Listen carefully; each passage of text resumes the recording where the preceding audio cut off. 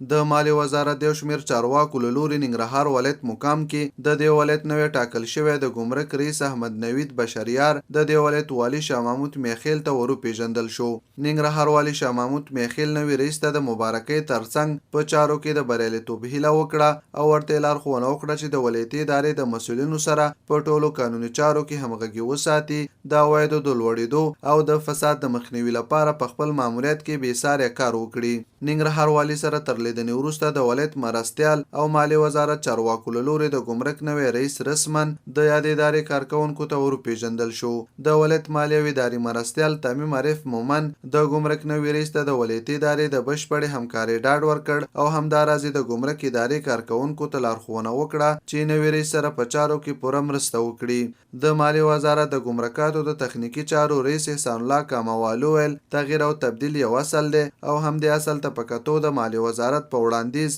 د جمهور رئیس د حکم پر اساس احمد نوید بشریار د ننګرهار د ګمرک رئیس په توګه ټاکل شوی دی. د ننګرهار د ګمرک نوي رئیس احمد نوید بشریار د جمهور رئیس، مالیې وزارت او ولایتي ادارې د باور څخه مننه وکړه او ډاډ یې ورکړ چې په شفاف ډول د عوایدو د لوړېدو، فساد د مخنیوي او سوداګرو ته د سهولتونو برابرېدو په موخه به اقدامات ترسره کړي. هغه ډاډ ورکړ چې ټولې چارې به د قانون په چوکاټ کې د ولایتي او مرکزي ادارې سره په همغږۍ ترسره کړي.